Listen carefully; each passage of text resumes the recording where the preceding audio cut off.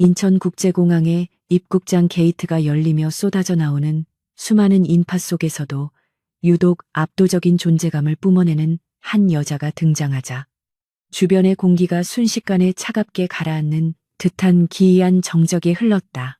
칠흑같이 어두운 선글라스 너머로 감춰진 그녀의 시선은 7년이라는 긴 세월 동안 변해버린 고국의 풍경을 무심하게 훑어보고 있었지만 그 무표정한 얼굴 아래에는 누구도 감히 짐작할 수 없는 뜨거운 복수의 불길이 타오르고 있었다. 그녀의 곁에는 고작 6살이라고는 믿기지 않을 만큼 침착하고 지적인 눈빛을 가진 어린 소년이 한 손에 태블릿 PC를 든 채 어른스러운 걸음걸이로 따라오고 있었는데 두 사람의 주변으로는 마치 보이지 않는 결계라도 쳐진 것처럼 사람들이 저절로 길을 터주는 기이한 광경이 연출되고 있었다. 한서윤은 공항의 차가운 대리석 바닥을 울리는 자신의 구두굽 소리에 맞춰 심장 박동을 조율하며 이제 막 시작될 거대한 전쟁의 서막을 알리는 첫 발을 내디뎠다. 입국장 로비를 가로지르던 그녀는 갑자기 들려오는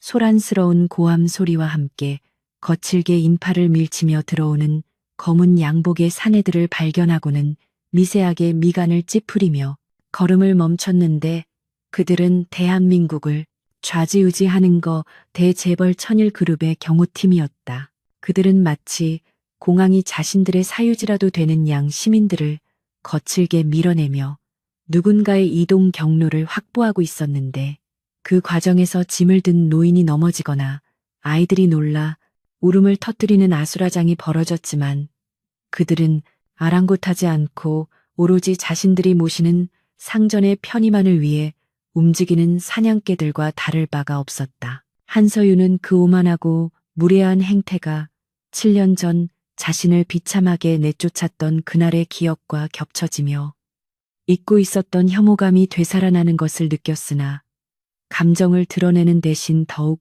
차가운 이성으로 상황을 주시하며 아들 한지호의 어깨를 감싸 안아 보호했다. 천일그룹의 로고가 선명하게 박힌 배지를 달고 있는 경호원 중 하나가 한서윤과 한지호가 서 있는 곳까지 다가와 비키라는 듯 위협적인 손짓을 하며 거친 욕설을 내뱉으려던 찰나였다. 한지호는 전혀 위축되지 않는 눈빛으로 그 거구의 사내를 올려다보며 마치 분석하듯 고개를 살짝 기울였고 그 순간 경호원이 아이를 향해 거칠게 손을 뻗자 한서윤의 손이 벼락같이 움직여 사내의 손목을 낚아채는 믿을 수 없는 광경이 벌어졌다.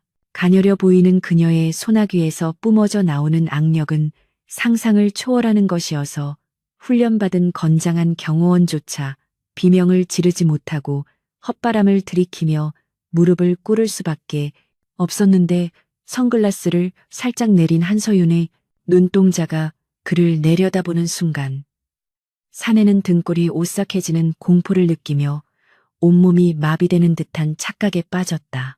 주변을 지나던 사람들이 모두 숨을 죽이고 지켜보는 가운데 한서윤은 손목이 으스러질 듯한 고통에 일그러진 경호원을 향해 났지만 서리빨 같은 목소리로 경고를 남기며 그를 쓰레기처럼 바닥으로 내팽개쳤다.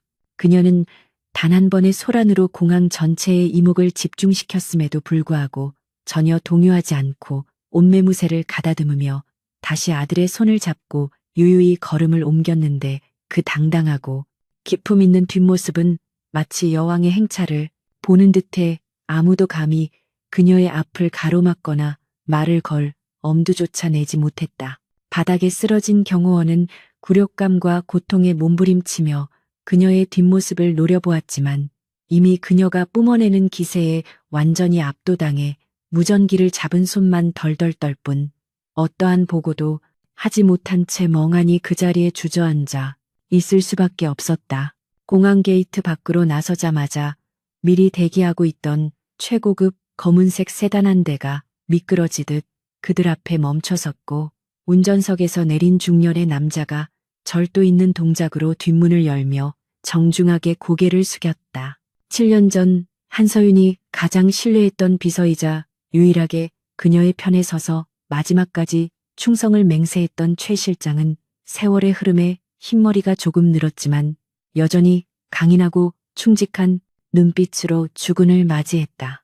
차에 오른 한지호는 창밖으로 스쳐 지나가는 서울의 풍경을 호기심 어린 눈으로 바라보면서도 손에 든 태블릿으로 끊임없이 무언가를 조작하며 정보를 수집하고 있었는데 그 모습은 마치 새로운 사냥터를 탐색하는 어린 맹수와도 같았다.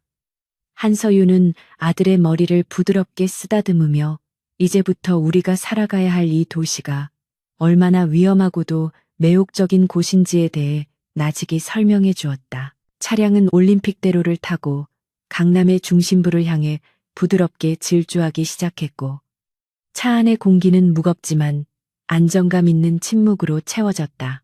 최 실장은 백미러를 통해 한서윤의 표정을 살피며 7년 동안 천일그룹 내부에서 일어난 변화와 강태민 회장의 폭주에 가까운 경영 실태, 그리고 그로 인해 썩어들어가고 있는 기업의 환부에 대해 상세하게 보고하기 시작했다. 강태민은 한서윤을 몰아낸 후 무소불위의 권력을 휘두르며 방만한 경영과 문어발식 확장으로 그룹의 재무 건전성을 심각하게 훼손시켰고 자신의 치부를 가리기 위해 정관계, 로비와 불법 비자금 조성에 혈안이 되어 있다는 내용은 이미 한서윤이 예상하고 있었던 범주를 크게 벗어나지 않는 것들이었다. 그녀는 최 실장의 보고를 들으며 입가에 싸늘한 미소를 띄었는데 그것은 사냥감이 제 발로 덫을 향해 걸어 들어가고 있음을 확인한 사냥꾼의 미소였다. 한남동 언덕 위에 가장 은밀하고 전망 좋은 곳에 위치한 대저택은 한서윤이 귀국하기 전 철저한 보안 속에 매입하여 요새처럼 개조해 놓은 그녀의 새로운 본거지였다. 높은 담벼락과 최첨단 보안 시스템으로 둘러싸인 그곳은 외부의 시선을 완벽하게 차단하면서도 서울 시내 전체를 한눈에 내려다볼 수 있는 전략적 요충지였기에 그녀의 복수극을 지휘할 사령탑으로 더할 나위 없이 완벽한 장소였다. 육중한 정문이 열리고 차량이 저택 안으로 들어서자 미리 고용된 소수의 정예 고용인들이 도열하여 새로운 주인을 맞이할 준비를 하고 있었는데 그들의 눈빛에는 단순한 고용, 관계를 넘어선 긴장감과 호기심이 서려 있었다. 한서윤은 차에서 내려 그들을 향해 가볍게 목례를 건넨 뒤 지체 없이 저택 내부의 서재로 향했다. 서재의 문을 열자마자 벽면 전체를 가득 채우고 있는 거대한 스크린들이 일제히 켜지며 천일그룹의 주가 변동 추이와 주요 임원들의 동선, 그리고 강태민의 스케줄이 실시간으로 표시되기 시작했다. 이것은 한서윤이 해외에서 넥서스 캐피탈을 이끌며 구축해 놓은 방대한 정보 네트워크의 일부였으며 그녀는 이 시스템을 통해 서울에 없는 동안에도 천일그룹의 모든 움직임을 손바닥 들여다보듯 감시해 오고 있었다.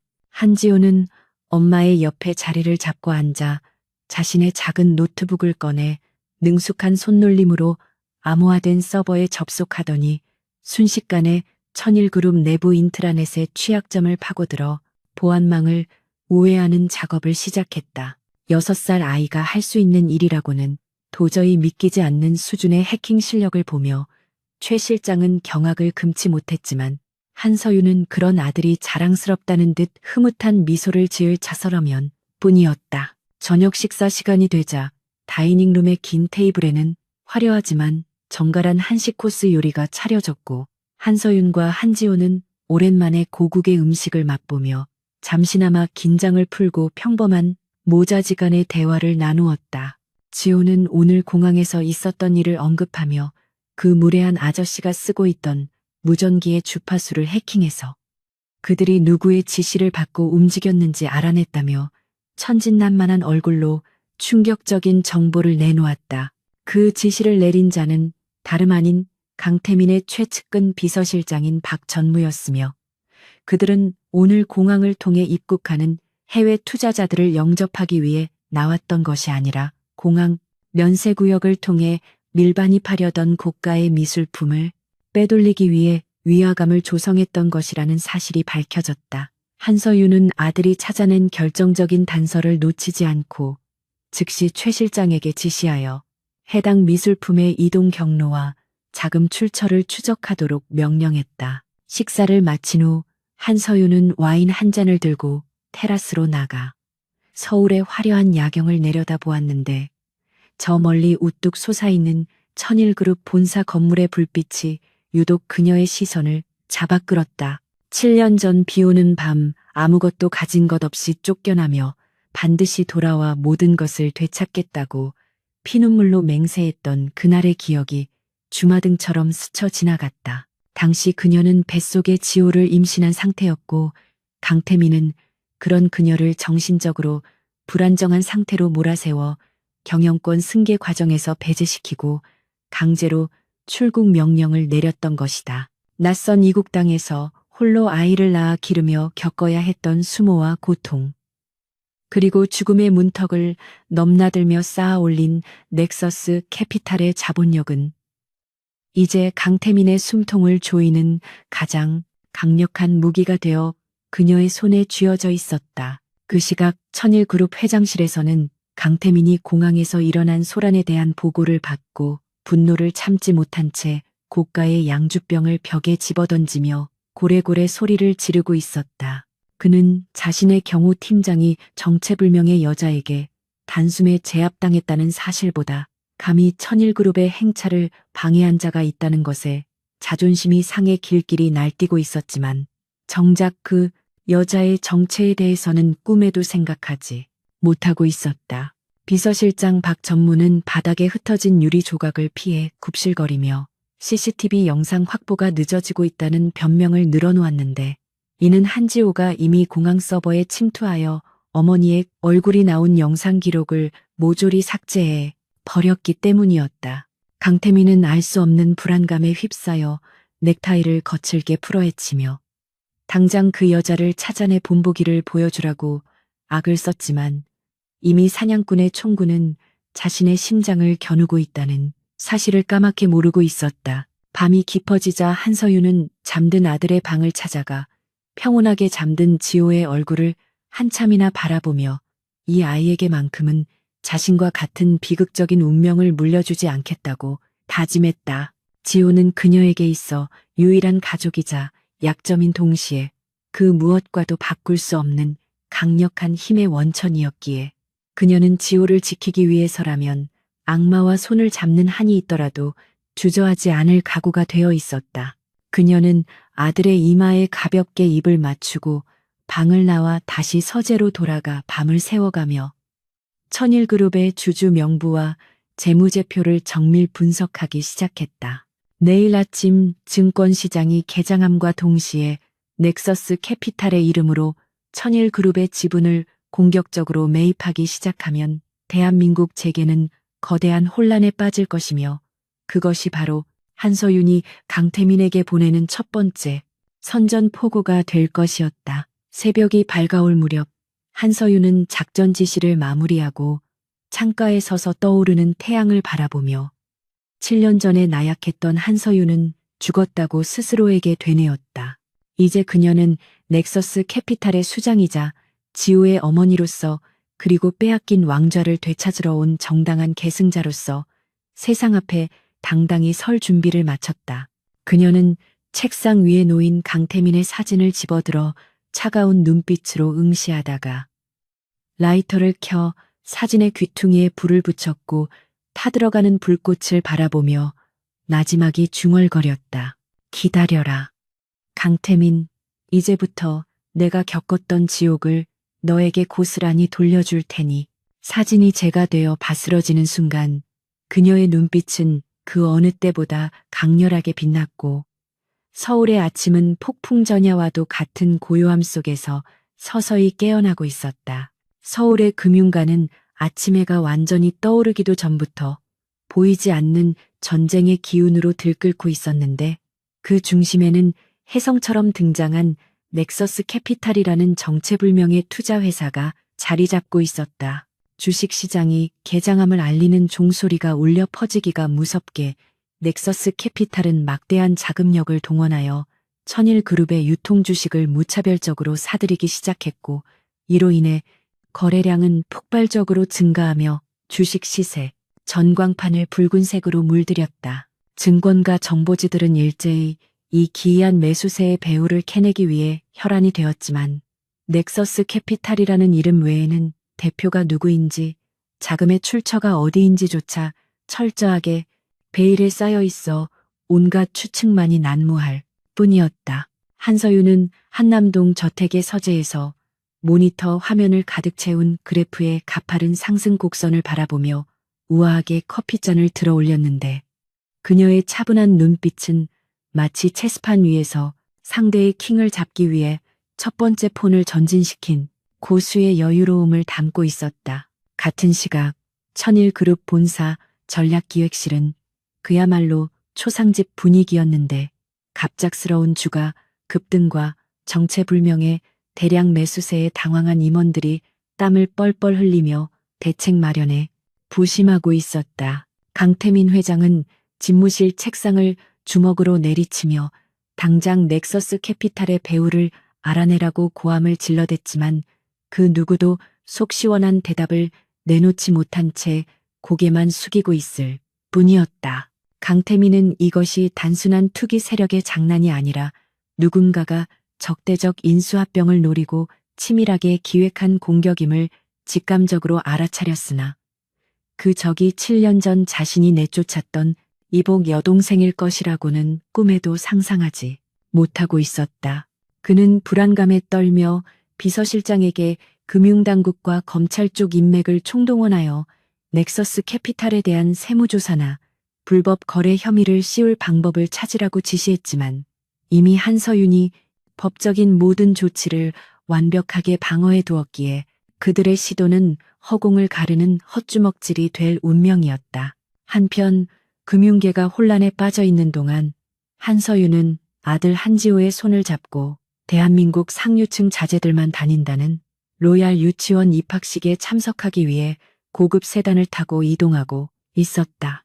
로얄 유치원은 입학금만으로도 서민 아파트 한 채 값을 호가하며 입학 심사 과정에서 부모의 재력과 사회적 지위까지 깐깐하게 따지는 그들만의 철옹성 같은 곳이었다. 교문 앞에는 내로라 하는 재벌가 사모님들과 고위 관료의 부인들이 화려한 명품으로 치장한 채 삼삼오오 모여 자신의 부를 과시하고 있었는데 한서윤이 등장하자 그들의 시선이 일제히 그녀에게 쏠렸다.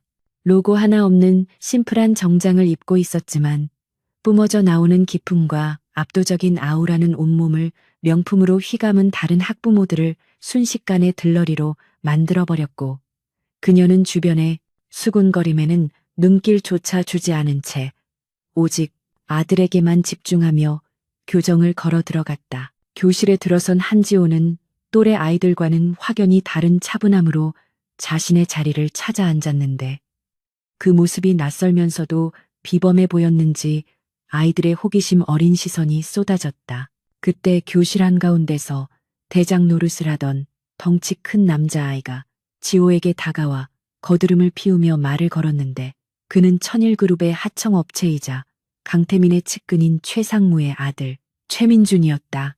민준은 부모에게서 보고 배운 대로 지호의 옷차림을 훑어보며 너희 아빠는 뭐 하는 사람이냐, 차는 뭘 타고 왔냐는 등 무례한 질문을 쏟아냈지만 지호는 그저 옅은 미소를 지으며 민준을 물끄러미 바라볼 뿐 대꾸하지 않았다. 자신의 질문이 무시당했다고 느낀 민준은 얼굴이 불그락푸르락해져서 지호의 책상을 발로 걷어차며 위협적인 태도를 보였지만 지호는 눈 하나 깜짝하지 않고 태블릿 PC를 꺼내 무언가를 입력하기 시작했다. 쉬는 시간이 되자 운동장에서는 아이들의 소란스러운 놀이가 시작되었고 민주는 자신의 추종자들을 이끌고 지호를 괴롭히기 위해 구석진 곳으로 몰아세웠다. 민주는 지호가 가지고 있던 태블릿을 빼앗으려 하며 힘으로 제압하려 했지만 지호는 민첩하게 몸을 피하며 민준의 발을 살짝 걸어 넘어뜨렸고 중심을 잃은 민주는 진흙탕에 얼굴을 처박으며 꼴사나운 모습으로 나뒹굴었다. 아이들이 웅성거리는 사이 지호는 넘어진 민준에게 다가가 손을 내미는 척하며 귓가에 나직이 속삭였는데 네가 지난주에 선생님 지갑에서 돈 꺼내는 거 CCTV에 다 찍혔더라.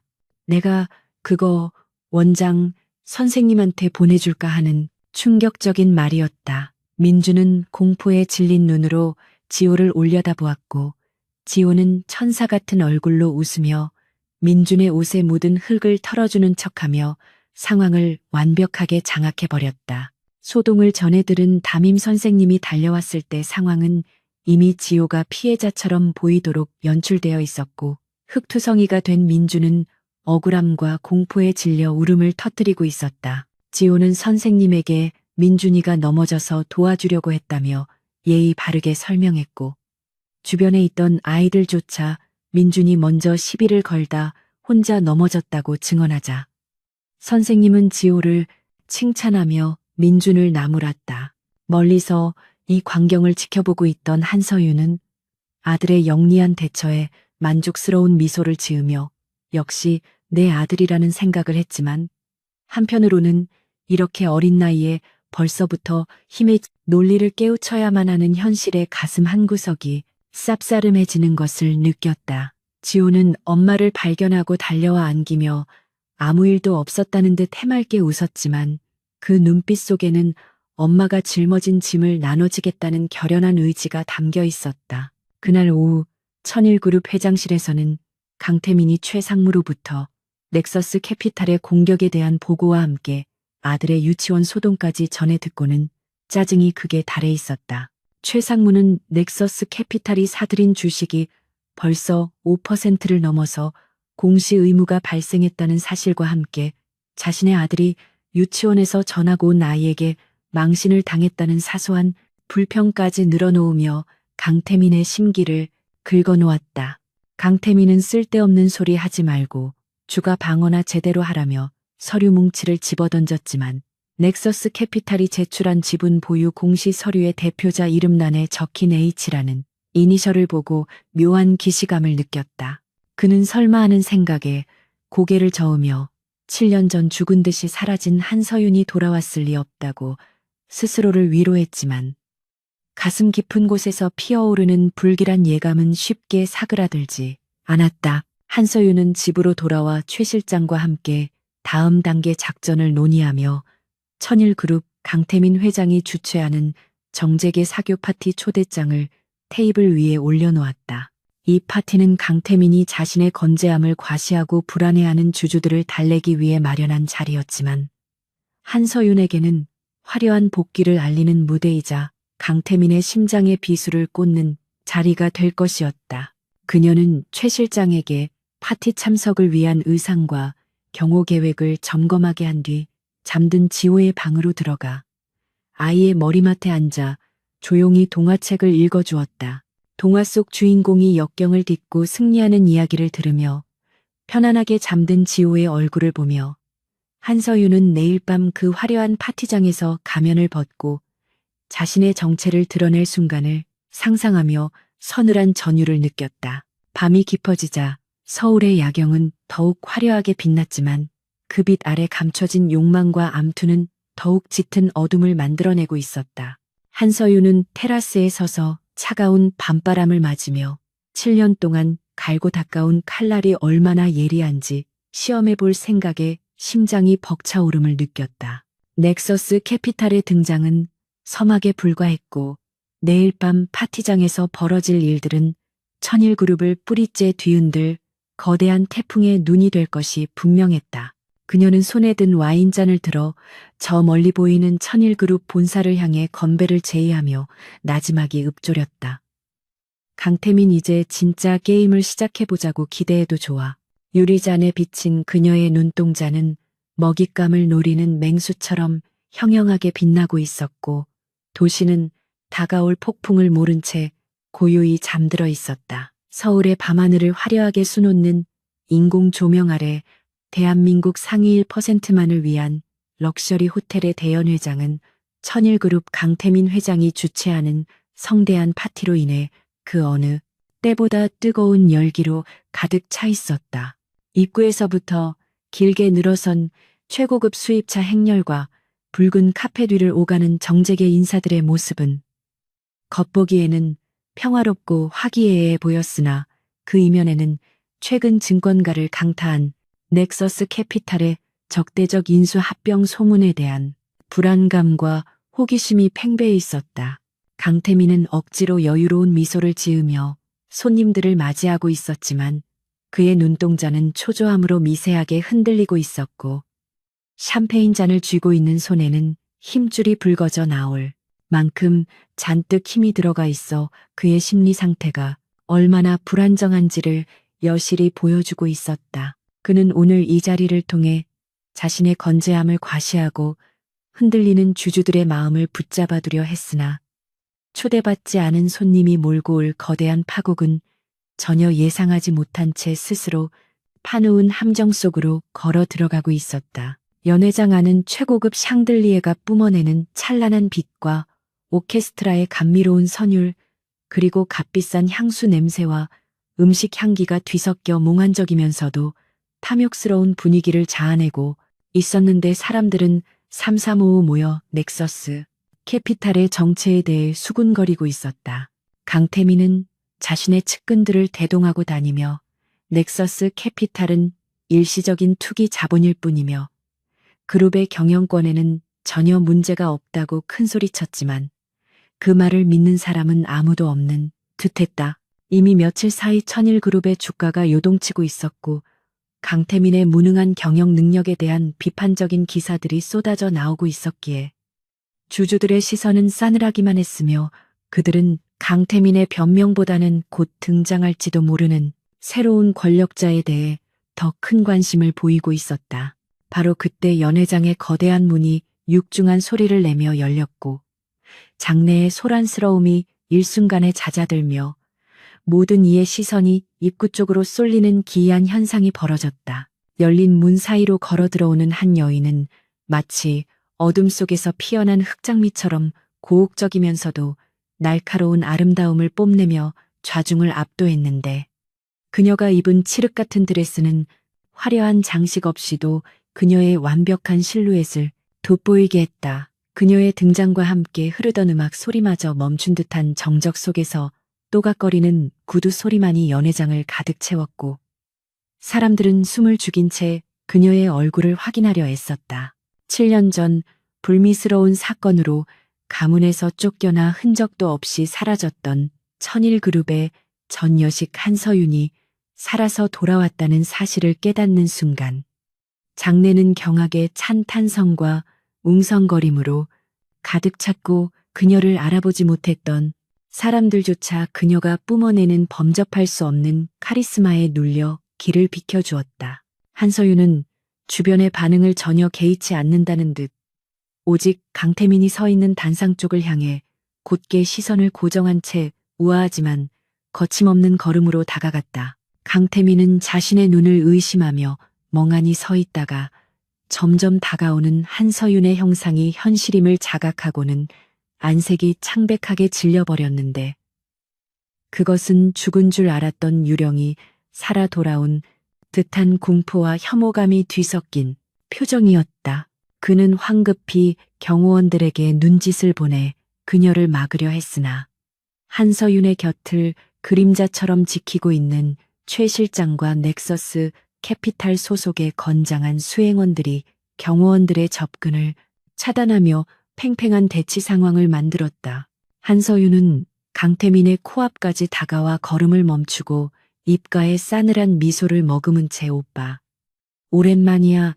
여전히 파티를 좋아하는 건 변하지 않았네라며 인사를 건넸는데 그 목소리는 너무나도 차분하고 부드러워 오히려 듣는 이의 등골을 오싹하게 만들었다. 강태민은 떨리는 입술을 억지로 떼어내며 네가 감히 여기가 어디라고 발을 들여놓느냐며 당장 끌어내라고 소리쳤지만 그의 목소리는 이미 공포에 질려 갈라지고 있었다. 한서윤은 강태민의 발악에도 아랑곳하지 않고 들고 있던 클러치백에서 명함 한 장을 꺼내 우아한 손놀림으로 강태민의 양복 주머니에 꽂아주며 오늘 이 자리에 온 건 동생으로서가 아니라 천일그룹의 지분을 15% 이상 보유한 이대 주주이자 넥서스 캐피탈의 대표 자격으로 온 거야 라고 선언했다. 그 말이 떨어지기가 무섭게 연회장은 폭탄이라도 터진 듯한 충격에 휩싸였고 주주들과 기자들은 서로의 얼굴을 쳐다보며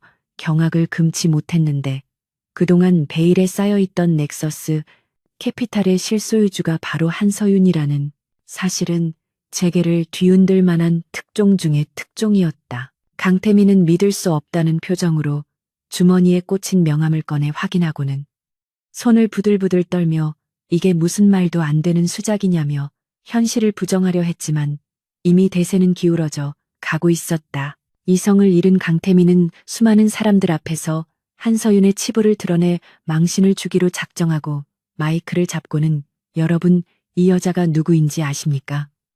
7년 전 뱃속에 애비 없는 자식을 벤 채 가문의 명예를 더럽히고 쫓겨난 타락한 여자입니다. 라고 소리 높여 외쳤다. 그는 한서윤이 미혼모라는 사실과 과거의 추문을 들춰내어 그녀의 도덕성에 흠집을 내고 주주들의 지지를 철회하게 만들 심산이었으나 그것은 오히려 자신의 옹졸함과 비열함을 드러내는 자충수가 되고 말았다. 사람들은 강태민의 저급한 인신공격에 눈살을 찌푸리며 수군거렸지만 한서윤은 표정 하나 변하지 않고 그를 비웃듯 바라보며 그래 나에게 아들이 하나 있지 아주 똑똑하고 사랑스러운 아들이야. 하지만 그 아이가 너보다 훨씬 더 경영자로서의 자질이 뛰어나다는 건 알고 있니? 라고 맞받아쳤다. 한서윤은 천천히 단상 위로 올라가 마이크를 잡고 강태민을 향해 돌아서서 하지만 오빠가 걱정해야 할 건 내 사생활이 아니라 지금 오빠가 덮으려고 애쓰는 베트남 리조트 개발 사업의 3천억 원대 분식 회계와 횡령건이 아닐까라고 폭탄 발언을 던졌다. 장내는 물을 끼얹은 듯 조용해졌고 강태민의 얼굴은 사색이 되어 굳어졌는데 한서윤은 여기서 멈추지 않고 태블릿 PC를 들어 연 회장의 대형 스크린에 천일그룹의 이중장부와 불법 비자금 조성 내역이 담긴 자료들을 띄워버렸다. 스크린에 적나라하게 드러난 숫자들과 거래 내역들은 강태민이 그동안 주주들을 속이고 회사의 자산을 사유화해 왔다는 움직일 수 없는 증거들이었기에 주주들은 경악하며 강태민을 향해 해명을 요구하는 고성을 지르기 시작했다. 강태민은 당황하여 스크린을 끄라고 고함을 질렀지만 이미 시스템은 한지호가 원격으로 장악하고 있었기에 아무리 버튼을 눌러도 화면은 꺼지지 않았고 오히려 강태민이 유령 회사로 빼돌린 자금의 흐름도가 더욱 선명하게 확대되어 나타났다. 한서윤은 마이크를 잡은 채 차분하지만 힘있는 목소리로 주주 여러분, 저는 무능하고 부패한 경영진으로부터 아버지의 유산인 천일그룹을 지키고 회사를 정상화하기 위해 돌아왔습니다. 제게 기회를 주신다면 이 썩은 환부를 도려내고 천일그룹을 다시 세계적인 기업으로 만들겠습니다. 라고 호소했다. 그녀의 당당하고 확신에 찬 연설은 혼란에 빠진 주주들에게 강력한 리더십으로 다가왔고 연 회장의 분위기는 순식간에 강태민 성토장에서 한서윤에 대한 지지 선언장으로 변해갔다. 궁지에 몰린 강태민은 분노를 참지 못하고 한서윤에게 달려들어 손찌검을 하려 했지만 그 순간 곁에 있던 최 실장이 번개 같은 동작으로 강태민의 팔을 낚아채 제압해버렸다. 바닥에 내동댕이 쳐진 강태민은 헝클어진 머리와 구겨진 옷차림으로 바닥을 기며 짐승 같은 울부짖음을 토해냈지만 아무도 그를 도와주러 나서는 사람은 없었고 오히려 경멸 어린 시선으로 그를 내려다볼 뿐이었다. 한서윤은 쓰러진 강태민에게 다가가 굽어보며 내가 말했지 기대하라고 이건 시작에 불과해. 앞으로 네가 저지른 모든 죄값을 치르게 해줄 테니까 라고 나직이 속삭였다. 그 목소리는 지옥에서 돌아온 복수의 화신처럼 섬뜩하면서도 처절한 슬픔이 묻어있어 듣는 이들의 가슴을 서늘하게 만들었다. 한서윤이 수행원들의 호의를 받으며 연 회장을 빠져나가는 동안 등 뒤에서는 강태민의 비명소리와 주주들의 웅성거림이 끊이지 않았지만 그녀는 뒤를 돌아보지 않고 앞만 보고 걸었다. 호텔 로비로 나오자 기다리고 있던 수많은 취재진들의 플래시 세례가 쏟아졌고 그녀는 선글라스를 다시 착용하며 그 어떤 질문에도 대답하지 않은 채 준비된 차량에 올라탔다. 차문이 닫히고 외부의 소음이 차단되자 그제야 긴장이 풀린 듯 한서윤은 깊은 한숨을 내쉬며 등받이에 몸을 기대었고 떨리는 손을 마주 잡으며 마음을 진정시키려 애썼다. 오늘 밤 그녀는 승리했지만 이것은 강태민과의 전면전을 알리는 신호탄일 뿐이며 앞으로 그가 수단과 방법을 가리지 않고 반격을 해올 것이라는 사실을 너무나 잘 알고 있었다. 집으로 돌아오는 차 안에서 최 실장은 한서윤에게 오늘 보여주신 모습은 완벽했습니다. 회장님, 이제 여론은 우리 쪽으로 기울 것입니다. 라고 위로의 말을 건넸지만 한서윤의 표정은 여전히 굳어 있었다. 그녀는 강태민이 궁지에 몰리면 쥐도 새도 모르게 사람을 해치는 비열한 인간이라는 것을 누구보다 잘 알고 있었기에 혹시라도 자신의 복수 때문에 아들 지호가 위험해지지 않을까 하는 걱정이 앞섰기 때문이었다. 그녀는 최 실장에게 오늘부로 지호의 경호를 2배로 강화하고 저택의 보안 시스템을 최고 수준으로 격상시키라고 지시하며 만약의 사태에 대비한 플랜 B를 가동할 것을 명령했다. 창밖으로 스쳐 지나가는 서울의 야경은 여전히 아름다웠지만 그 불빛 하나하나가 마치 자신을 감시하는 적들의 눈동자처럼 느껴져 한서윤은 칠흑 같은 어둠 속을 달리는 기분이었다. 집에 도착하자마자 한서윤은 지호의 방으로 달려가 잠들어 있는 아이의 얼굴을 확인하고 나서야 비로소 안도의 숨을 내쉴 수 있었다. 지호는 꿈속에서도 엄마를 걱정하는지 미간을 살짝 찌푸리고 있었는데 한서윤은 조심스럽게 아이의 머리를 쓰다듬으며 엄마가 반드시 널 지켜줄게. 이 싸움이 끝날 때까지 무슨 일이 있어도 너만은 안전하게 보호할 거야 라고 속삭였다. 그녀는 침대맡에 앉아 지호의 작은 손을 꼭 잡고 오늘 밤 있었던 일들을 되새기며 앞으로 닥쳐올 시련에 맞서 싸울 힘을 얻으려 했다. 강태민은 무너졌지만 아직 완전히 파멸한 것은 아니었고 그의 배후에 있는 썩은 권력들과의 싸움은 이제부터가 진짜 시작이었다. 서재로 돌아온 한서윤은 와인 한 병을 꺼내 혼자만의 자축 파티를 열었는데 씁쓸한 와인의 맛이 마치 자신의 인생과 닮았다는 생각이 들어 묘한 기분이 들었다. 그녀는 창가에 서서 멀리 보이는 남산타워의 불빛을 바라보며 7년 전 비참하게 쫓겨나던 날 밤 자신을 외면했던 이 도시가 이제는 자신을 두려워하고 경외하게 될 것이라는 생각에 짜릿한 쾌감을 느꼈다. 하지만 그 쾌감 뒤에는 알 수 없는 공허함이 자리 잡고 있었는데 복수가 완성된다고 해서 과연 자신이 잃어버린 시간과 상처가 치유될 수 있을까 하는 의문이 들었기 때문이었다. 그녀는 고개를 저으며 나약한 생각을 떨쳐버리고 내일 아침부터 시작될 강태민의 반격에 대비하기 위해 전략을 점검하며 밤을 지새웠다. 새벽이 다가오자 한서윤의 눈빛은 더욱 차갑게 빛났고 그녀는 책상 위에 놓인 체스판의 말을 움직여 강태민의 킹을 잡는 시뮬레이션을 반복했다. 강태민은 분명 비열한 수법으로 지호를 노릴 것이 뻔했기에 그녀는 미리 미끼를 던져 그를 함정으로 유인할 계획을 세우고 있었다. 그녀는 지호가 다니는 유치원 주변에 사복 경호원들을 배치하고 지호의 가방에 최첨단 위치 추적기를 부착하는 등 만반의 준비를 갖추었지만 여전히 불안감은 가시지 않았다. 어머니로서의 본능이 위험을 감지하고 경고음을 보내고 있었지만 그녀는 멈출 수 없었고 멈춰서도 안 되는 길을 가고 있었다. 그날 밤 서울의 하늘은 유난히 어둡고 별 하나 보이지 않았지만 한서윤의 가슴 속에는 타오르는 불꽃이 그 어느 때보다 뜨겁게 일렁이고 있었다. 그녀는 스스로에게 다짐했다. 나는 더 이상 도망치지 않는다.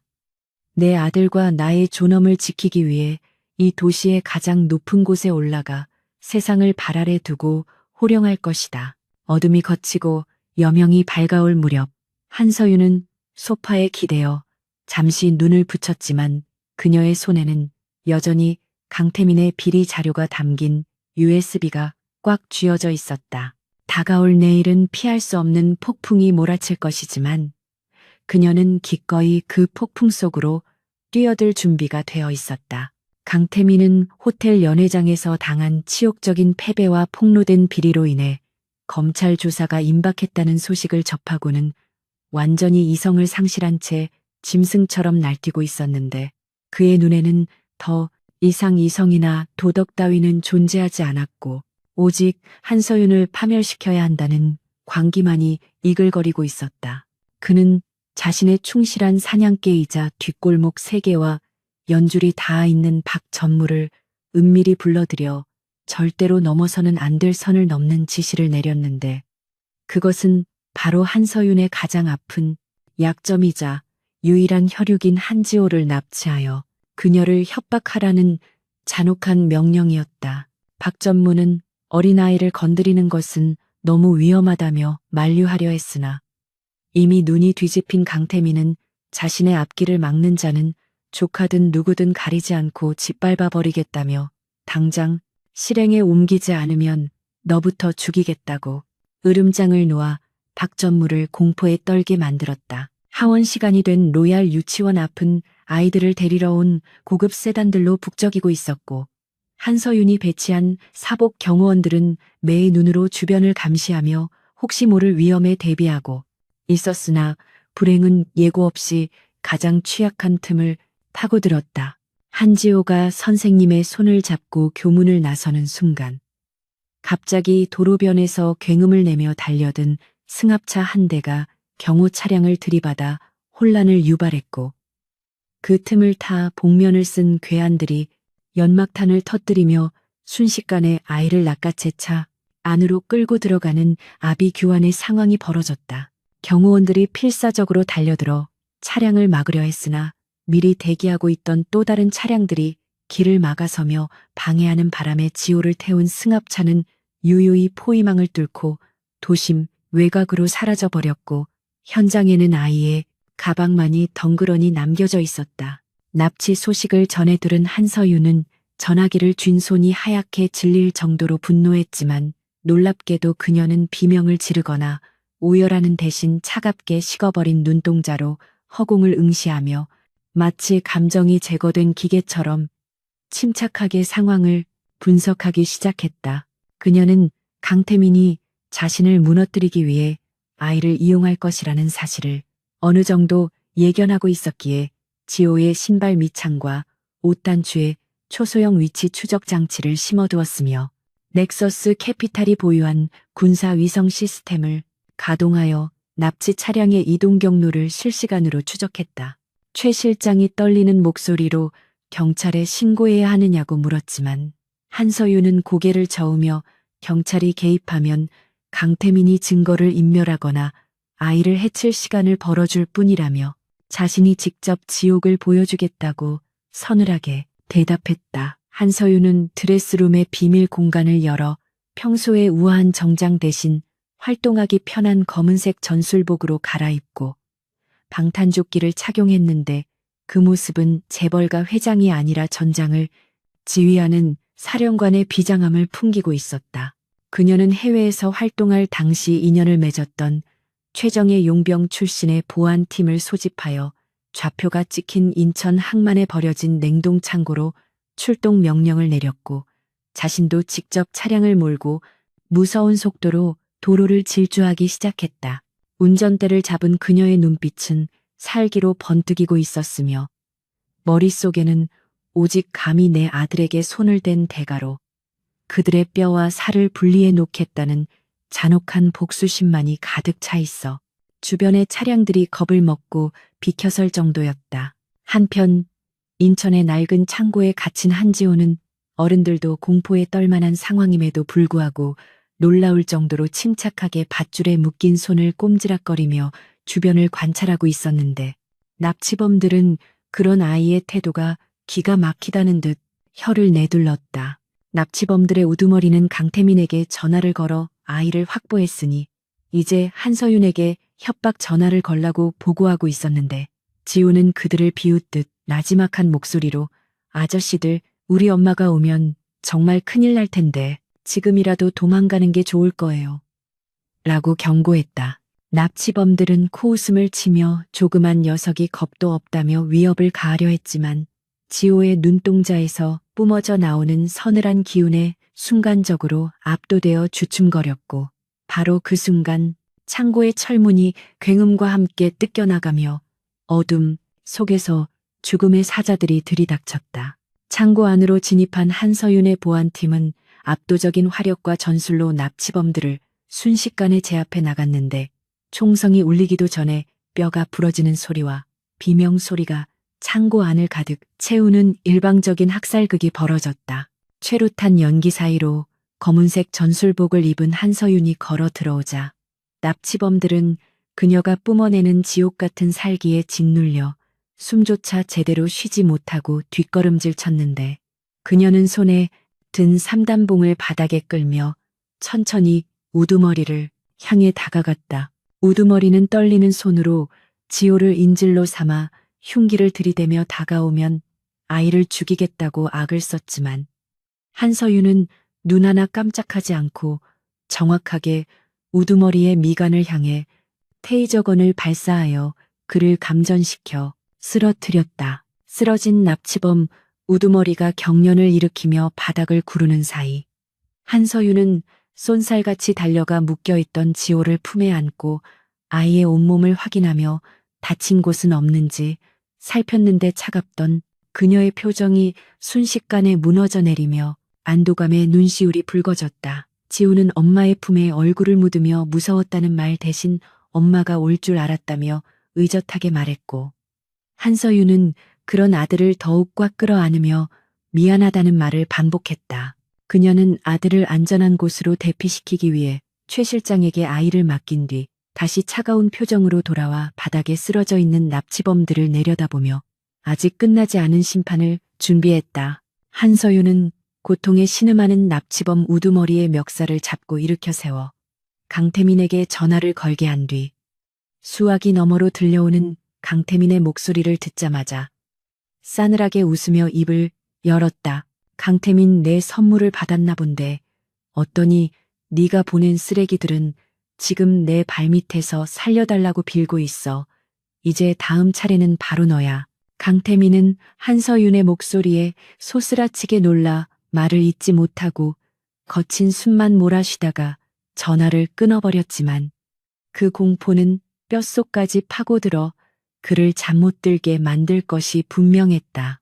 한서윤은 납치범들에게 너희가 누구의 사주를 받았는지 경찰과 언론에 자백하지 않으면 지구 끝까지 쫓아가서라도 고통을 주겠다며 지옥보다 더 무서운 경고를 남기고 창고를 나섰다. 서울로 돌아오는 차 안에서 잠이 든 지호의 얼굴을 바라보며 한서윤은 강태민에 대한 마지막 자비심마저 완전히 버리기로 결심했는데 이제는 기업 사냥꾼으로서의 공격뿐만 아니라 그를 사회적으로 완전히 매장시키고 감옥에서 평생 썩게 만들 철저한 파멸 계획을 세우게 되었다. 그녀는 지호가 잠든 사이 노트북을 켜고 강태민의 비자금 장부 원본과 그가 뇌물을 건넨 정관계 인사들의 리스트를 전 세계 주요 언론사와 검찰청 사이트에 동시다발적으로 전송하는 버튼을 눌렀다.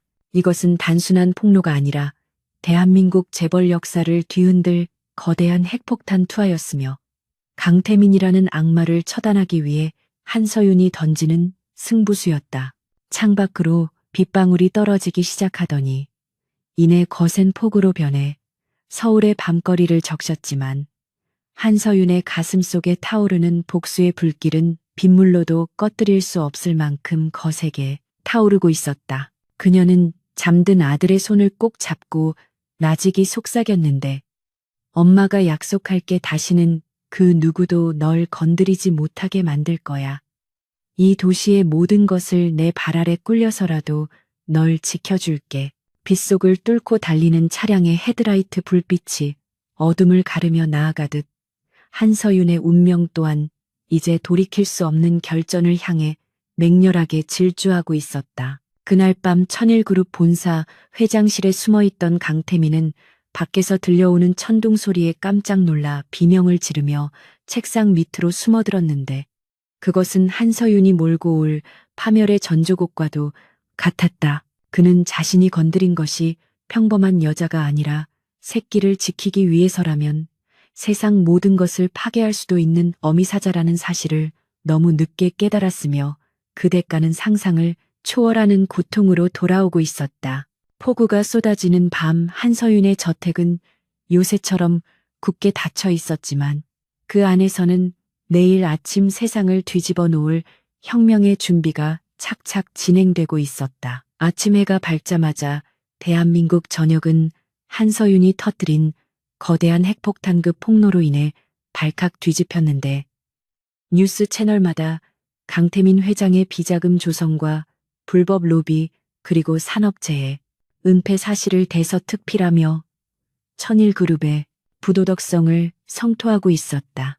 인터넷 포털 사이트의 검색어 순위는 강태민 구속 천일그룹, 불매운동 등의 키워드로 도배되었고 분노한 시민단체와 노조원들이 본사 앞으로 몰려들어 강태민의 퇴진을 요구하는 시위를 벌이자 경찰 병력이 긴급 투입되어 바리케이드를 치는 등 광화문 일대는 그야말로 전쟁터를 방불케 하는 아수라장이 되었다.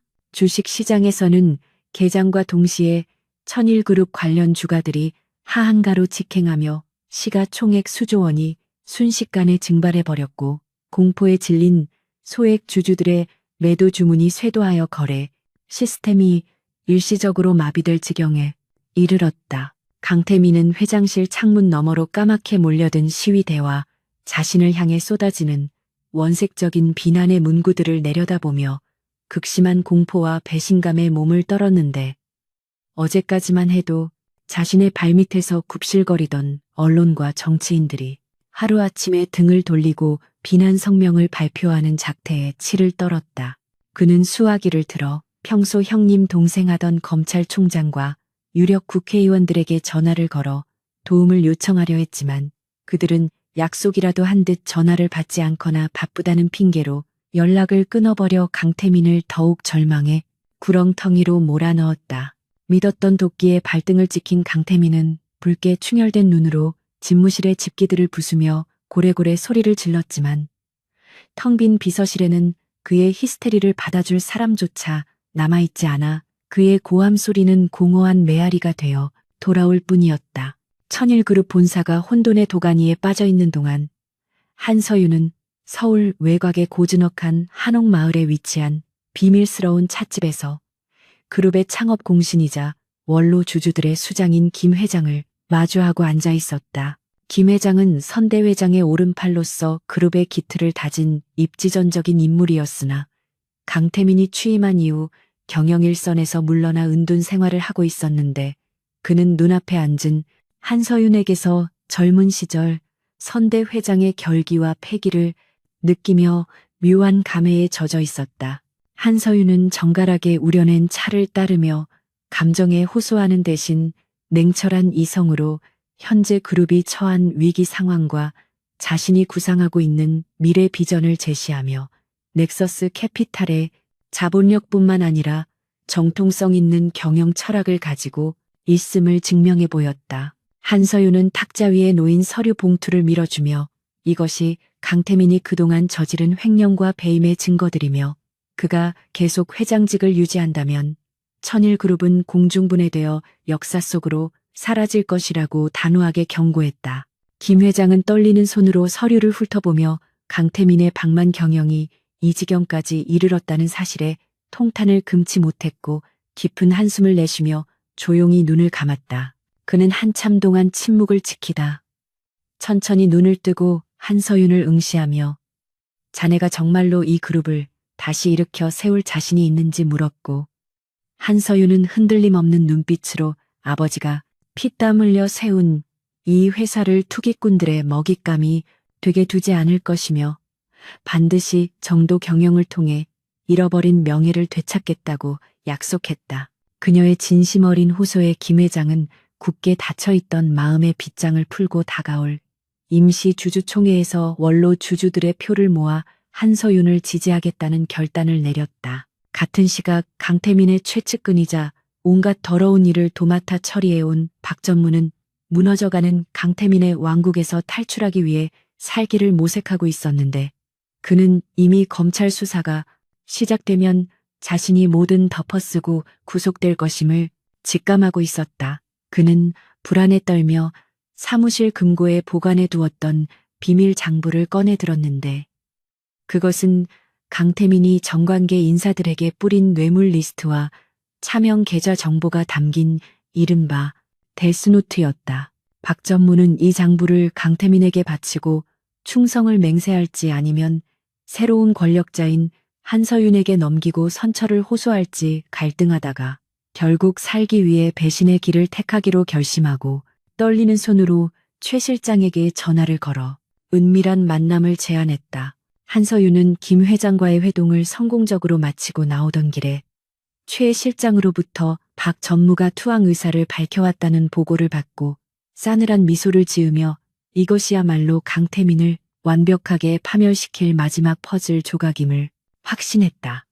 그녀는 박 전무와의 접선 장소로 시내의 허름한 지하 주차장을 지목했고 그곳에서 잔뜩 겁에 질린 채 땀을 흘리고 있는 박 전무를 마주하게 되었다. 박 전무는 한서윤을 보자마자 무릎을 꿇고 살려달라고 애원하며 비밀 장부를 바쳤는데 한서윤은 그 비굴한 모습을 경멸 어린 시선으로 내려다보며 이 장부가 진실이라면 당신의 형량을 조금 줄여줄 수는 있겠지만 지은 죄가 사라지는 것은 아니니 법의 심판을 달게 받으라고 차갑게 일갈했다. 박 전무가 넘긴 비밀 장부에는 강태민이 페이퍼 컴퍼니를 통해 해외로 빼돌린 천문학적인 액수의 자금 내역과 거물급 정치인들의 실명이 적나라하게 적혀 있어 이것이 공개된다면 대한민국 사회 전체가 뒤집어질 만한 파괴력을 지니고 있었다.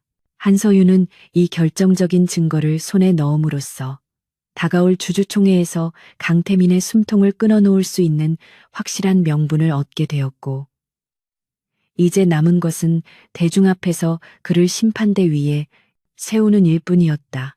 그녀는 최 실장에게 이 자료를 안전한 곳에 보관하고 검찰 특수부와 접촉하여 주주총회 당일 현장에서 강태민을 긴급 체포할 수 있도록 협조를 구하라고 지시했다. 그날 밤 한서윤은 집으로 돌아와 서재에 앉아 다가올 결전의 날을 준비하며 잠든 지호의 사진을 들여다보았는데 사진 속에서 해맑게 웃고 있는 아이의 모습이 지친 그녀의 마음에 큰 위로가 되었다. 그녀는 지호가 납치되었을 때 느꼈던 끔찍한 공포를 떠올리며 다시는 그런 일이 반복되지 않도록 하기 위해서라도 이번 싸움에서 반드시 완승을 거두어야 한다고 스스로를 다독였다. 창밖에는 여전히 어둠이 짙게 깔려 있었지만 한서윤의 마음속에는 이미 승리의 여신이 미소 짓고 있었고 그녀는 내일 아침 떠오를 태양과 함께 새로운 천일 그룹의 주인이 되어 세상 앞에 당당히 설 자신의 모습을 그렸다.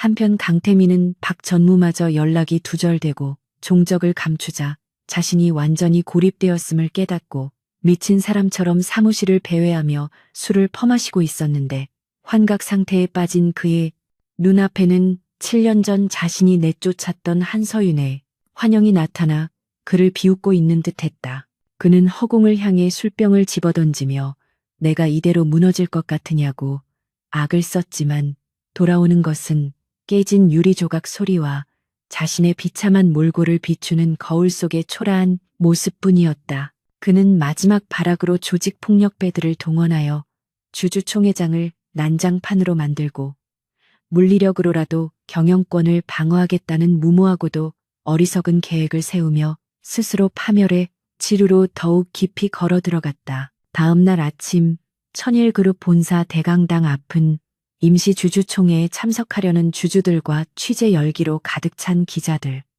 그리고 강태민을 규탄하는 시위대가 뒤섞여 폭풍전야의 긴장감이 감돌고 있었다. 한서윤은 완벽하게 재단된 하얀색 슈트를 입고 당당한 걸음으로 로비에 들어섰는데 그녀의 등장은 마치 어둠을 가르고 나타난 구원자처럼 주변을 환하게 밝혔고 수많은 카메라, 플래시가 터지며 그녀의 일거수일투족을 담기 위해 바쁘게 움직였다. 그녀는 쏟아지는 질문 세례에도 여유로운 미소를 잃지 않고 손을 들어 가볍게 인사를 건넨 뒤 곧게 뻗은 시선으로 대강당 입구를 향해 걸어갔는데 그 뒷모습에서는 그 어떤 흔들림도 찾아볼 수 없는 강인한 리더의 품격이 느껴졌다. 주주총회장 안은 이미 강태민이 심어놓은 용역 깡패들과 한서윤 측의 보안 요원들이 대치하며 살벌한 분위기를 연출하고 있었고, 단상 위에는 초췌한 몰골의 강태민이 불안한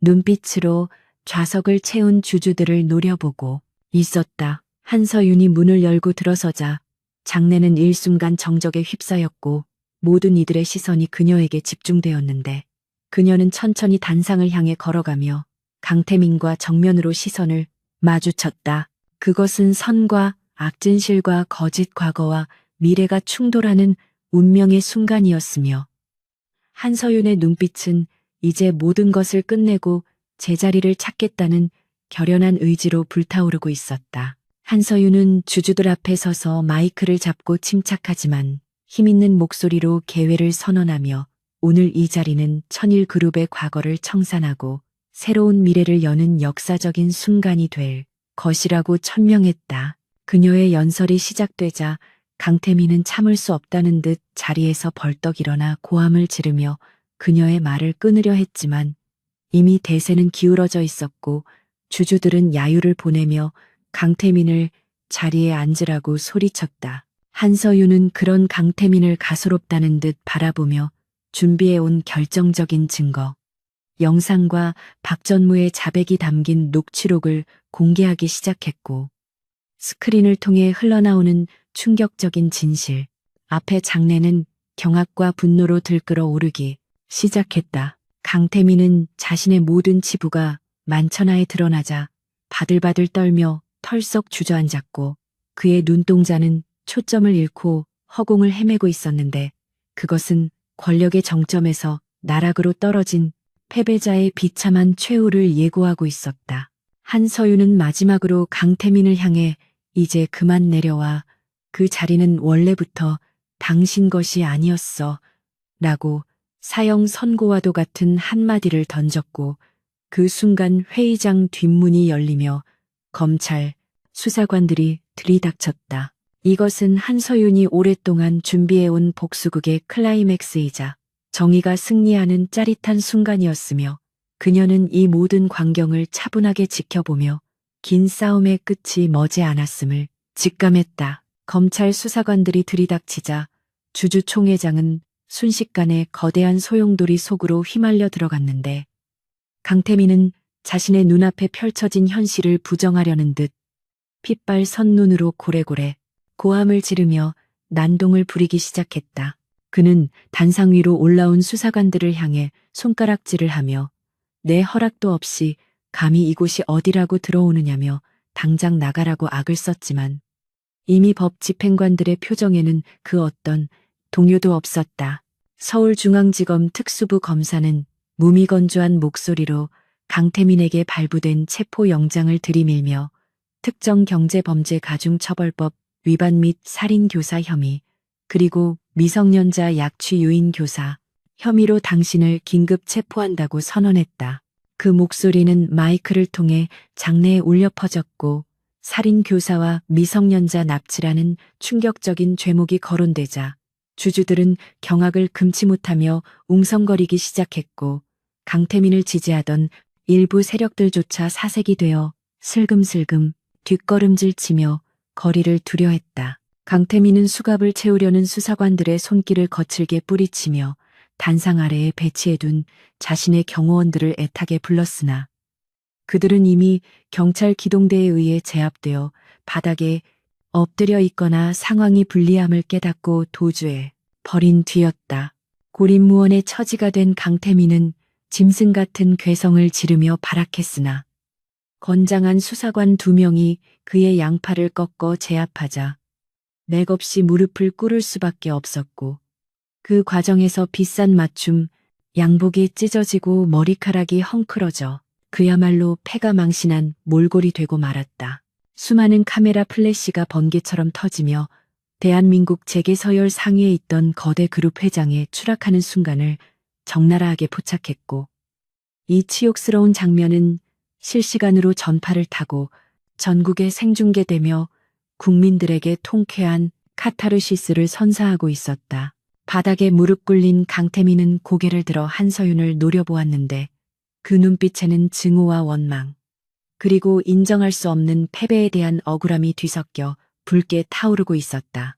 그는 거친 숨을 몰아쉬며 한서윤 네가 나한테 어떻게 이럴 수 있느냐며 내가 무너지면 천일그룹도 끝장이라고 저주를 퍼부었지만 한서윤은 그저 차가운 눈빛으로 그를 내려다볼 뿐이었다. 한서윤은 천천히 강태민의 앞으로 다가가 허리를 숙이고 그와 눈높이를 맞춘 뒤 나직하지만 또렷한 목소리로 천일그룹을 망친 건 내가 아니라 바로 당신의 탐욕과 오만이었다고 일갈하며 이제 그 더러운 입 다물고 죗값이나 치르라고 싸늘하게 쏘아붙였다. 그녀의 말은 비수처럼 강태민의 가슴에 꽂혔고 그는 분함에 몸을 떨었지만 입안에서 맴도는 욕설을 내뱉지 못한 채 수사관들에 의해 질질 끌려나가는 비참한 최후를 맞이했다. 강태민이 끌려나간 뒤에도 주주 총회장은 한동안 충격과 흥분으로 가라앉지 않았으나 한서윤은 흐트러짐 없는 자세로 단상 중앙에 다시 서서 마이크를 잡고 장례를 정돈하기 시작했다.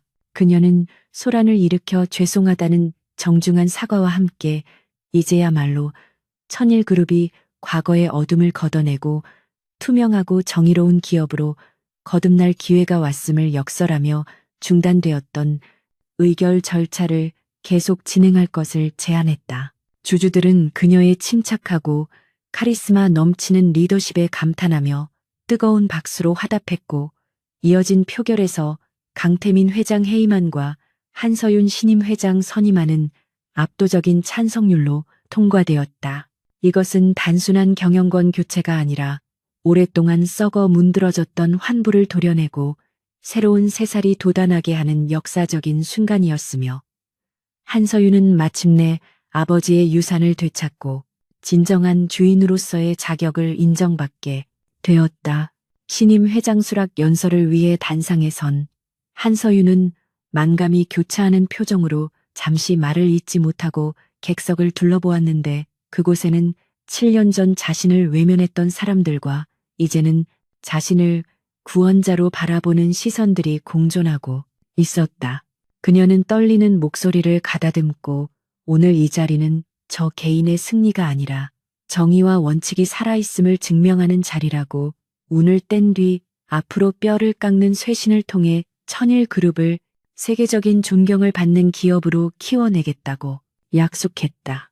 또한 그녀는 자신의 아들이 납치당했던 끔찍한 사건을 언급하며 다시는 돈과 권력 때문에 사람의 생명과 안전이 위협받는 일이 없도록 기업의 사회적 책임을 다할 것임을 천명하여 좌중의 눈시울을 붉히게 만들었다.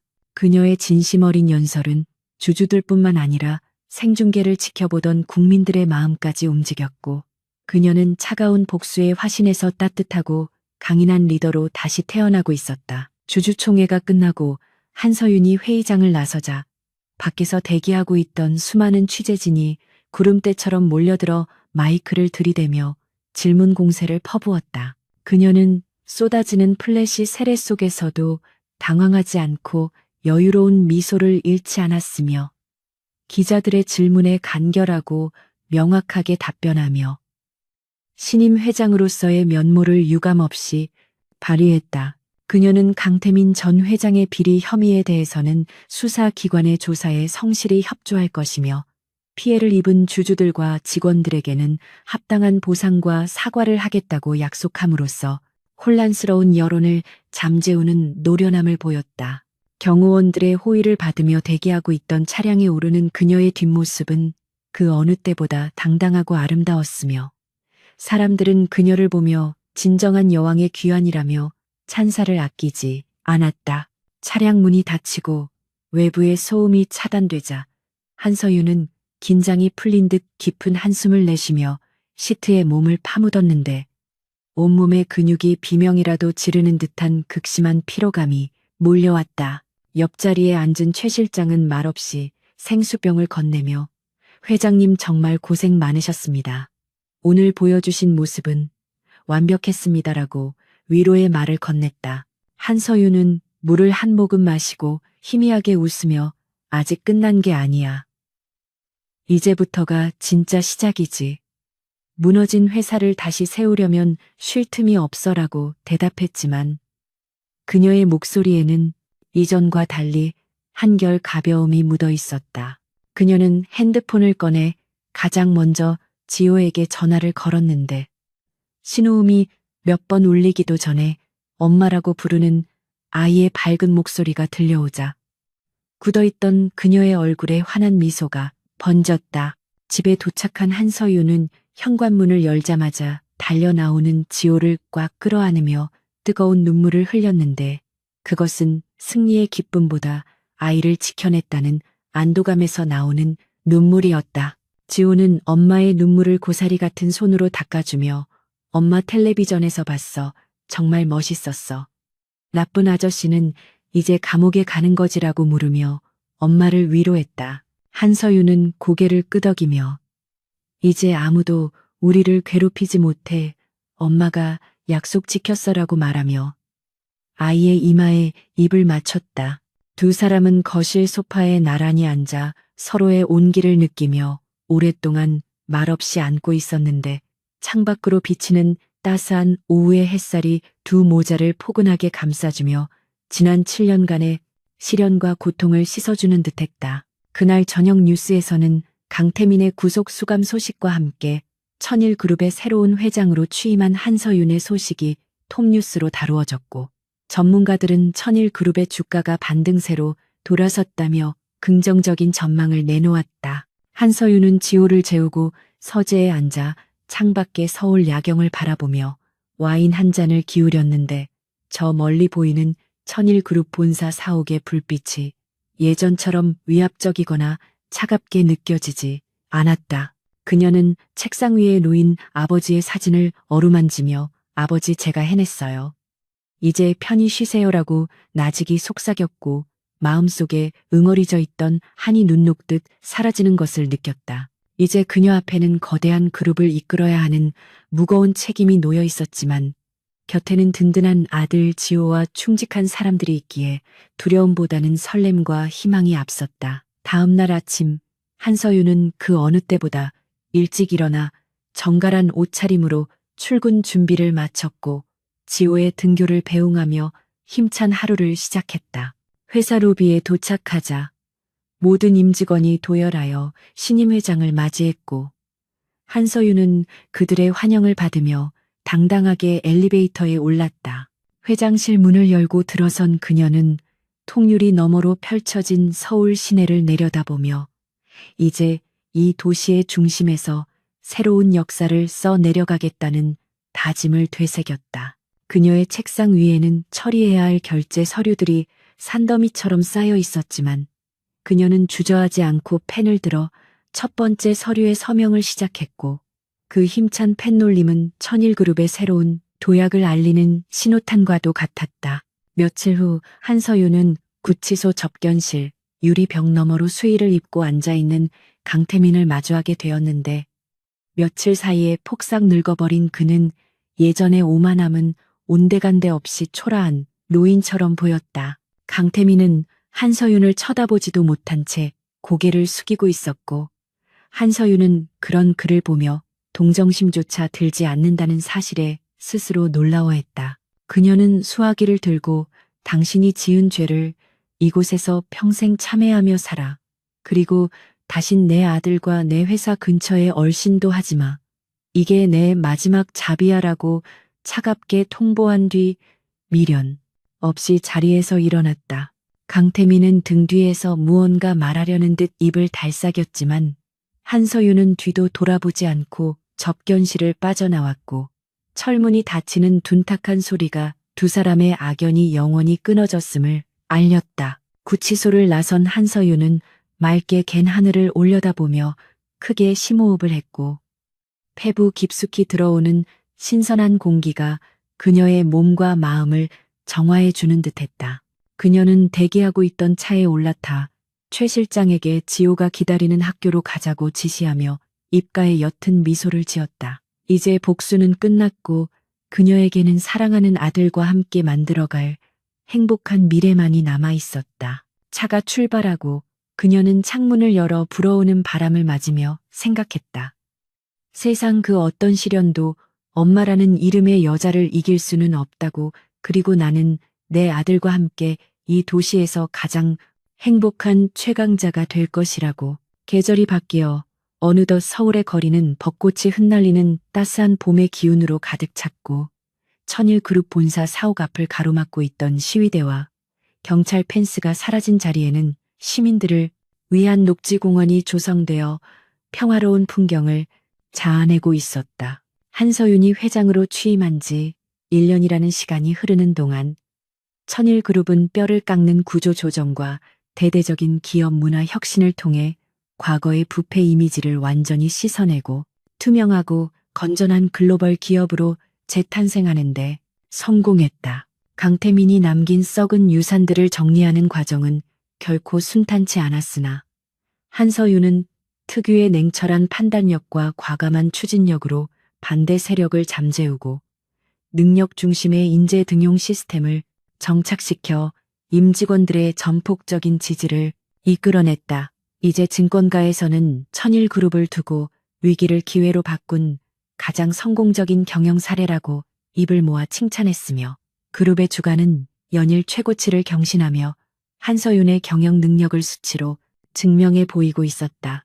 한서윤은 회장 집무실에서 창밖으로 보이는 평화로운 도심 풍경을 내려다보며 잠시 상념에 잠겼는데, 지난 1년간 쉴 새 없이 달려온 시간들이 주마등처럼 스쳐 지나갔다. 새벽부터 밤늦게까지 이어지는 회의와 결제, 그리고 해외 투자자들과의 협상으로 인해 몸은 고달팠지만 그녀의 마음속에는 그 어느 때보다 깊은 충만함과 성취감이 자리 잡고 있었다. 비서실장이 들어와 다음 일정을 보고하자 그녀는 부드러운 미소로 화답하며 자리에서 일어났는데, 그녀의 옷차림과 표정에서는 과거 복수에 불타오르던 날카로움 대신 여유와 관록이 묻어나는 진정한 리더의 품격이 느껴졌다. 그녀는 오늘 오후 일정을 모두 비우고 아들 지호와 함께 특별한 곳을 다녀오기로 계획되어 있었는데, 그곳은 바로 마음의 짐을 내려놓고 진정한 새 출발을 알리기 위해 반드시 들러야 할 장소였다. 학교 수업을 마친 지호가 교복 차림으로 회사 로비에 들어서자 직원들은 가던 길을 멈추고 허리 숙여 인사하며 꼬마 도련님을 반갑게 맞이했는데, 지호는 거만함이라고는 찾아볼 수 없는 예의 바른 태도로 일일이 배꼽 인사를 하며 직원들의 안부를 묻는 살가운 모습을 보였다. 지호는 단순히 회장의 아들이라는 신분을 넘어 타고난 천재성과 리더십으로 벌써부터 그룹 내에서 미래의 희망으로 불리고 있었으며, 특히 아이가 제안한 친환경 어린이 공원 프로젝트는 실제 사업으로 채택되어 큰 호평을 받고 있었다. 한서윤은 엘리베이터에서 내리는 아들을 보며 환하게 웃으며 두 팔을 벌렸고, 지호는 엄마 품에 안겨 오늘 학교에서 있었던 일들을 제잘제잘 이야기하기 시작했다. 모자의 다정한 모습은 차가운 대리석으로 둘러싸인 로비의 따스한 온기를 불어넣었고, 이를 지켜보는 직원들의 얼굴에도 흐뭇한 미소가 번졌다. 한서윤이 직접 운전하는 차는 서울을 벗어나 한적한 교외의 추모 공원을 향해 달리기 시작했는데, 차창 밖으로 펼쳐지는 봄의 풍경은 그들의 앞날을 축복하듯 눈부시게 아름다웠다. 지호는 조수석에 앉아 엄마가 틀어놓은 클래식 음악을 흥얼거리며 창밖의 꽃들을 구경하다가 문득 엄마 오늘은 외할아버지한테 무슨 이야기를 할 거야 라고 물었다. 한서윤은 잠시 생각에 잠기다가 이제 걱정하지 마시라고, 우리가 다 제자리로 돌려놨다고, 그리고 지호가 얼마나 멋지게 자라고 있는지 보여드릴 거라고 대답했다. 그녀의 목소리에는 더 이상 슬픔이나 원망이 섞여 있지 않았고 오로지 그리움과 감사함만이 담겨 있었는데, 그것은 그녀가 비로소 과거의 상처에서 완전히 치유되었음을 의미하는 것이었다. 추모 공원에 도착한 두 사람은 묘역 입구에서 산국화 꽃다발을 들고 나란히 언덕길을 올라갔는데, 따스한 햇살이 비추는 묘비 앞에는 이미 누군가가 다녀간 듯 술 한 잔이 놓여 있었다. 한서윤은 아버지의 묘비 앞에 꽃을 내려놓고 무릎을 꿇고 앉아 손수건으로 비석에 묻은 먼지를 닦아내며 아버지 저 왔어요. 많이 늦어서 죄송해요라고 나직이 인사를 건넸다. 7년 전 쫓겨나던 날 밤 억수같이 쏟아지던 비를 맞으며 아버지를 원망했던 기억과 타지에서 홀로 아이를 낳으며 아버지를 그리워했던 시간들이 교차하며 눈시울이 붉어졌지만 그녀는 눈물을 흘리는 대신 담담하게 미소를 지었다. 그녀는 아버지가 평생을 바쳐 일군 회사를 지켜냈다는 사실과 이제는 누구에게도 부끄럽지 않은 딸이자 엄마가 되었다는 사실을 아버지 영전에 고하며 마음속 깊은 곳에 남아있던 부채감을 털어냈다. 지우는 엄마 옆에 의젓하게 서서 고사리 같은 손을 모으고 할아버지 안녕하세요. 저 지호예요. 엄마가 할아버지 이야기를 많이 해주셨어요. 라고 씩씩하게 인사를 올렸다. 아이는 엄마를 지켜주셔서 감사해요. 앞으로는 제가 엄마를 지켜줄 거니까 할아버지는 하늘나라에서 편안하게 쉬세요. 라며 어른스러운 맹세를 했는데 그 모습이 너무나 기특하고 사랑스러워 한서유는 아들을 꼭 끌어안아 주었다.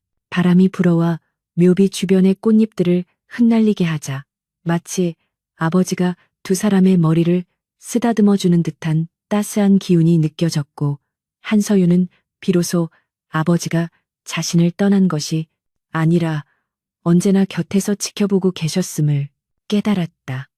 두 사람은 한참 동안 묘비 앞에 머물며 도란도란 이야기를 나누었고 그 시간은 산자와 죽은 자가 화해하고 서로를 위로하는 치유의 시간이 되었다. 추모 공원을 내려오는 길에 한서윤의 휴대폰이 울렸는데 발신자는 교도소에 수감 중인 강태민의 국선 변호인이었다. 변호인은 강태민이 수감 생활에 적응하지 못하고 심각한 우울증과 공황장애를 앓고 있으며 한서윤에게 면회를 간곡히 요청하고 있다는 소식을 전해왔다. 한서윤은 잠시 발걸음을 멈추고 먼 산을 바라보다가 변호인에게 그 사람에게 전해주세요. 저는 이미 용서한 것은 아니지만 잊기로 했다고요. 더 이상 과거에 얽매여 서로를 괴롭히는 일은 없을 테니 남은 생은 속죄하며 살라고요 라고 단호하게 거절의 의사를 밝혔다. 전화를 끄는 그녀의 표정은 홀가분해 보였는데 그것은 강태민이라는 존재가 더 이상 그녀의 인생에 아무런 영향도 미치지 못하는 하찮은 과거의 조각으로 전락했음을 확인하는 순간이었다. 서울로 돌아오는 길에 한서윤은 지호에게 저녁으로 무엇을 먹고 싶은지 물었고 지호는 망설임 없이 엄마가 해주는 김치볶음밥이 먹고 싶다고 대답해 한서윤을 웃음 짓게 만들었다. 세계적인 기업의 회장이자 막대한 부를 소유한 그녀였지만 아들에게는 그저 맛있는 밥을 해주는 평범한 엄마이고 싶었고 지호 또한 화려한 레스토랑보다는 엄마와의 소박한 저녁 식사를 더 소중하게 여기고 있었다. 한서윤은 근처 마트에 들러 장을 보며 지호와 함께 카트를 밀고 시식 코너를 기웃거리는 등 여느 평범한 모자처럼 즐거운 시간을 보냈는데 주변 사람들은 아무도 이 소탈한 여자가 대한민국 경제를 움직이는 거물이라는 사실을 알아채지 못했다. 이러한 평범한 일상이야말로 한서윤이 그토록 지키고 싶어 했던 행복의 본질이었으며 그녀는 이 순간을 지키기 위해서라면 언제든지 다시 전사가 될 준비가 되어 있었다. 집으로 돌아와 앞치마를 두르고 요리를 하는 한서윤의 뒷모습을 식탁에 앉아 바라보던 지호는 태블릿 PC를 꺼내 무언가를 열심히 적고 있었는데 그것은 미래의 천일그룹을 위한 새로운 사업 구상안이었다.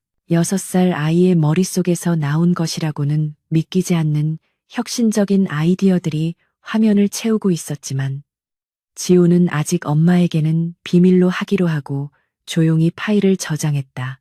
지호는 자신이 빨리 어른이 되어 엄마의 짐을 덜어주고 엄마가 더 이상 힘든 세상과 싸우지 않고 편안하게 쉴 수 있게 만들어주고 싶다는 기특한 꿈을 꾸고 있었다. 맛있는 냄새가 주방을 가득 채우고 식탁 위에 김이 모락모락 나는 볶음밥이 차려지자 두 사람은 마주 보고 앉아 세상에서 가장 맛있는 저녁 식사를 시작했다. 며칠 후 천일그룹 창립 기념일 행사가 열리는 날 한서윤은 그룹의 새로운 비전 선포식을 위해 본사 대강당의 연단에 다시 섰다. 이번에는 주주총회 때와 같은 긴장감이나 비장함 대신 희망과 활기가 넘치는 분위기 속에서 수많은 임직원과 내외빈이 참석하여 그녀의 연설을 경청했다. 한서윤은 과거의 성공에 안주하지 않고 끊임없이 혁신하고 도전하는 기업만이 살아남을 수 있다며 인공지능과 바이오 산업 등 미래 신성장 동력에 대한 과감한 투자를 약속했다. 그녀의 비전 선포는 단순히 이윤 추구를 넘어 인류의 삶을 풍요롭게 만드는 사회적 가치 창출에 중점을 두고 있었으며 이는 천일그룹이 명실상부한 존경받는 기업으로 도약하겠다는 강력한 의지의 표명이었다. 행사가 끝난 후 이어진 리셉션장에서 한서윤은 정재계 인사들과 자연스럽게 어울리며 담소를 나누었는데 그녀의 주변에는 항상 사람들이 몰려들었고 그녀의 한마디 한마디는 재계의 주요 뉴스가 될 만큼 막강한 영향력을 발휘하고 있었다. 하지만 그녀는 그 화려한 스포트라이트에 취하지 않고 언제나 겸손하고 신중한 태도를 유지했으며 자신을 낮추고 상대방을 존중하는 부드러운 카리스마로 사람들의 마음을 사로잡았다. 7년 전 사교계에서 외면당했던 쫓겨난 공주가 이제는 누구도 넘볼 수 없는 여왕이 되어 돌아왔음을 그 누구도 부인할 수 없었으며 그녀는 실력과 인품으로 자신의 자리를 완벽하게 증명해냈다. 그날 밤 한서윤은 지호와 함께 본사 사옥의 가장 높은 곳에 위치한 스카이 라운지로 올라가 서울의 야경을 내려다보았다.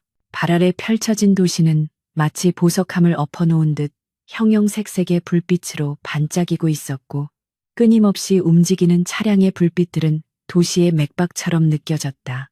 한서윤은 지호의 손을 꼭 잡고 유리창 가까이 다가가 서서 지호야 저 아래 수많은 불빛들이 보이니 저 불빛 하나하나가 우리가 지켜야 할 사람들의 삶이고 꿈이란다라고 말해 주었다.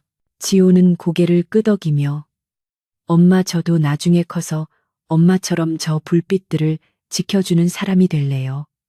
세상에서 가장 강한 사람이 되어서 엄마랑 사람들을 행복하게 해줄 거예요. 라고 당차게 대답했다. 한서윤은 아들의 말에 가슴이 뭉클해져 오며 지호의 어깨를 감싸 안았는데 그녀는 진정한 강함이란 남을 짓밟고 올라가는 힘이 아니라 소중한 것을 지키고 나눌 줄 아는 마음이라는 것을 아들이 벌써 깨닫고 있다는 사실에 감격했다. 그녀는 7년 전 이 도시에서 가장 약한 존재로 내쳐졌으나 이제는 아들과 함께 가장 높은 곳에 서서 세상을 품을 수 있는 존재가 되었다는 사실에 깊은 감사를 느꼈다. 과거의 시련은 그녀를 더욱 단단하게 만들었고 아들을 향한 사랑은 그녀를 멈추지 않게 하는 원동력이 되었으며 그 결과 그녀는 단순한 재벌 총수를 넘어 이 도시의 진정한 수호자가 될 수 있었다. 밤하늘에는 별들이 총총히 빛나고 있었고 서울의 야경은 그 어느 때보다 아름답게 빛나고 있었지만 그 중에서도 가장 빛나는 것은 서로를 바라보며 웃고 있는 한서윤과 한지호 두 모자의 모습이었다. 한서윤은 유리창에 비친 자신들의 모습을 바라보며 이제 더 이상 두려울 것도 바랄 것도 없다고 생각했는데 사랑하는 아들이 곁에 있고 지켜야 할 회사가 있으며 자신의 뜻을 펼칠 수 있는 세상이 눈앞에 있었기 때문이었다. 그녀는 지호의 머리를 쓰다듬으며 사랑한다. 우리 아들, 앞으로 우리 앞에 펼쳐질 세상은 더 넓고 아름다울 거야. 엄마랑 함께 끝까지 가보자라고 속삭였다. 지호는 엄마의 손을 더욱 꽉 잡으며 네 엄마, 우린 최강이니까요. 라고 해맑게 웃었고 한서윤도 따라 웃으며 그래 우린 최강이지. 이 도시에서 아니 이 세상에서 가장 행복한 최강자들 마리아라고 맞장구 쳤다. 두 사람의 웃음소리가 라운지에 울려 퍼지고 창밖의 서울은 마치 그들의 새로운 시작을 축복하듯 더욱 화려한 빛을 뿜어내고 있었다. 어둠이 깊을수록 별은 더욱 빛난다는 말처럼 고난과 역경을 딛고 일어선 그들의 미래는 저 밤하늘의 별처럼 영원히 빛날 것이며 그들의 이야기는 이 도시의 전설이 되어 오랫동안 기억될 것이다. 한소유는 마지막으로 깊은 호흡을 들이마시며 가슴속을 가득 채우는 벅찬 감동을 느꼈고 이제는 뒤를 돌아보지 않고 오직 앞만 보고 나아가겠다고 다짐했다. 그녀의 눈빛은 강인하면서도 온화했고 그녀의 발걸음은 거침이 없었으며 그녀의 곁에는 든든한 아들이 함께하고 있었다. 재벌 엄마와 천재 아들의 화려한 귀환은 이렇게 완벽한 해피엔딩을 맞이했고 그들은 진정한 의미에서 도시의 최강자가 되어 세상의 중심에 우뚝 섰다.